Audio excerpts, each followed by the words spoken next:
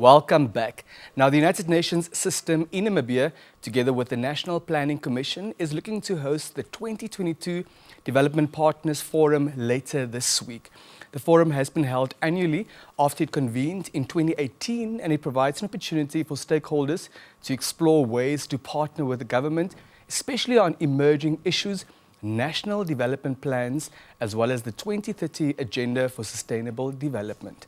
This year, the forum will be held under the theme Effective Partnerships for Sustainable Development. Joining us in studio with more on this is Madam Erelise Shipura, the Partnerships Advisor at the United Nations, Namibia. Good morning, Madam, and welcome to Good Morning, Namibia. Good morning, Denver. Thank you for having me. Are you well on this gift of a Wednesday morning? Yes, I am. Thank you. How are you? I'm doing well too, thank you. Please talk to us about the significance of this forum. Well, the forum was created, it started convening for the first time in 2018. And the aim of the forum is to convene, to serve as a convening platform for the government, for development partners, as well as other stakeholders like academia, to discuss key development challenges in the country, and also to discuss ways on how all stakeholders can collaborate to help the country to achieve the goals in the national development plans, as well as the sustainable development goals. You know, as you know, now we have less than 8 years left to achieve Vision 2030 and the SDGs. So this sort of platforms and collaboration is really of utmost importance. Now, it's one thing for a platform to convene and take stock of the challenges that exist. It's another matter to also establish how they can collaborate with one another. But it's something else to actually accomplish those noble objectives. Talk to us about how one marries these seemingly different aims. Yes, so I think where the forum really showed its value was in 2020 when COVID broke out. So we convened an emergency development partners meeting where all development partners and the government came together to discuss how everyone can pull together and help the government to really combat the impact of COVID. And also after that, 4 subgroups were created in 2020 as well, having identified the key sectors of focus, which is health, tourism, innovative development finance, and digital and ICT. So for the health sector, for example, the focus was not just on COVID, but also how can the country achieve universal health coverage, focusing especially on efficient usage of health resources to help the country to achieve that. So including the human resources. Including the human health. Resources, everything, just how efficient can we be to help the country to achieve that. So for the health subgroup, it's convened on a monthly basis, chaired by the Executive Director of Ministry of Health and the UN through WHO, and really partners discuss the current challenges, how partners, the gaps, and how partners can use their collaborative advantages to assist the government with these gaps. So in that sector, that group has been really doing very well, especially if you look at how the country handled COVID, the vaccine rollout, and also the country has made the universal health coverage part that it's at an advanced stage to help implement that strategy now. So a lot of progress has been made in the health sector. For the tourism group, for example, the country has really been impacted heavily by COVID, the tourism industry. So all partners have been hands on deck to help the country recover, the tourism industry recover. For the innovative development finance group, you know, as you know, Namibia is now classified as an upper middle income country. So that means... Unfortunately, with all our inequality. So that means less official development assistance support to the country. And we still have a lot of development gaps. And we need the ODA, but we don't have it anymore. So we need to be creative in how we mobilize additional resources for the country. And that's where this group really becomes instrumental.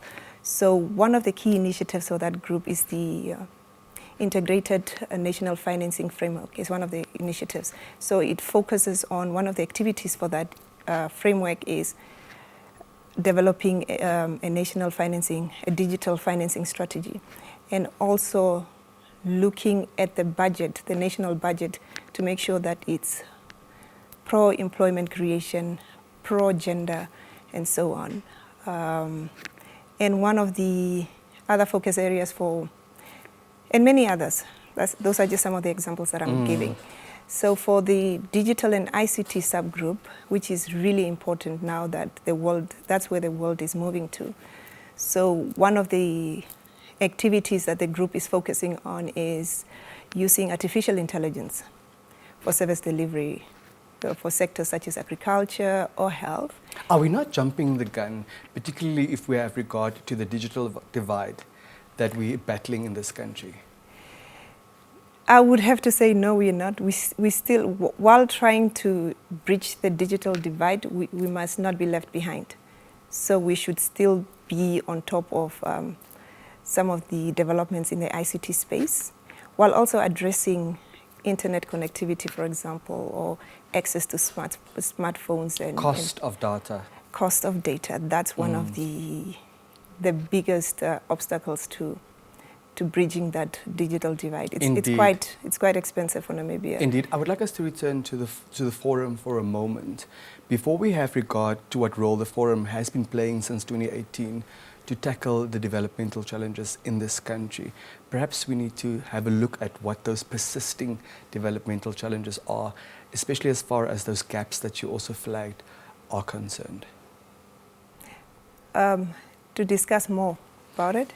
Yeah, before we have regard to what role the forum has been playing since 2018 to help address the developmental challenges that we continue to face, maybe we should highlight or flag more of those development challenges. So in 2020, the 4 areas that I'm mentioning were discussed thoroughly with partners, and the government came up with them through the National Planning Commission as the key focus areas, as the key gaps to address to really help the country to achieve some of the development gaps. So if we address the challenges in health, for example, if we address the challenges that the tourism sector is facing, and a lot of businesses closed, people lost jobs, so that's a big focus area. And as I mentioned, digital and ICT, we can't be left behind. We are now in the 4th industrial revolution, and if we are getting left behind, it means our development progress will also be left behind. So that's critically important. And as I mentioned, we need to start to be smart about how we mobilize resources, because we have the challenges of a developing country, but we don't have the financial support in terms of ODA for a developing country. So we need to be very smart in how we now mobilize additional resources for the country.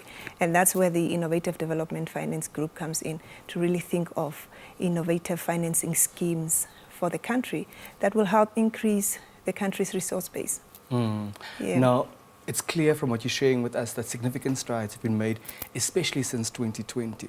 But if we take a slight step back, since the inception of the forum, of this platform in 2018, what role has it been playing to help address the developmental challenges?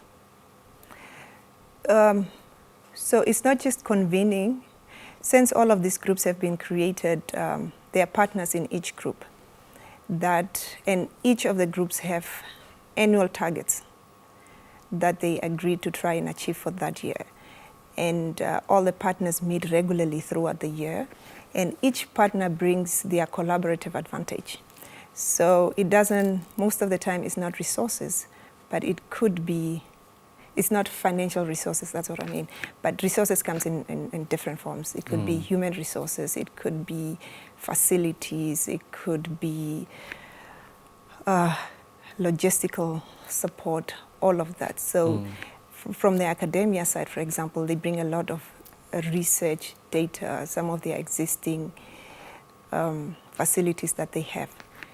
And with all of that, each partner is really bringing their collaborative advantage. The impact is now greater, if it were just one partner working in isolation. So one of the main objectives of the forum is also to avoid partners working in silos, which creates duplication of efforts, which creates a lot of wastage. But when you remove all of that, so resources that some partners were spending on the same thing are now channeled to a different part, and therefore the impact is much bigger at the end of the day through those collaborative advantages, just by bringing those collaborative advantages. So the forum has really been working a lot on also mapping partner activities. What are they doing? What is each person doing in each space, including policies, government policies. Sometimes there are policies that are duplicated.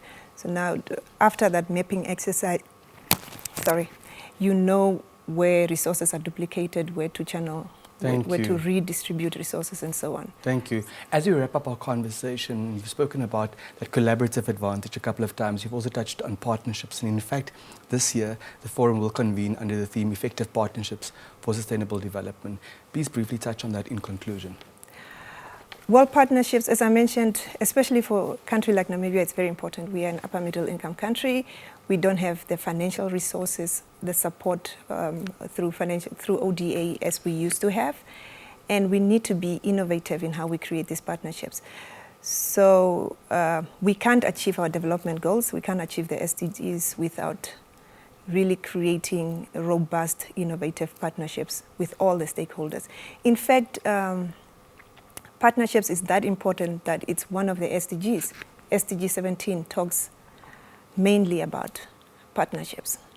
Thank you for your time, and may the platform, may the forum later this week be a resounding success. Thank you very much. There you have it, Madam Erelaz Shipura. She's the Partnerships Advisor at UN Namibia, talking to us about the Development Partners Forum that is scheduled for later this week.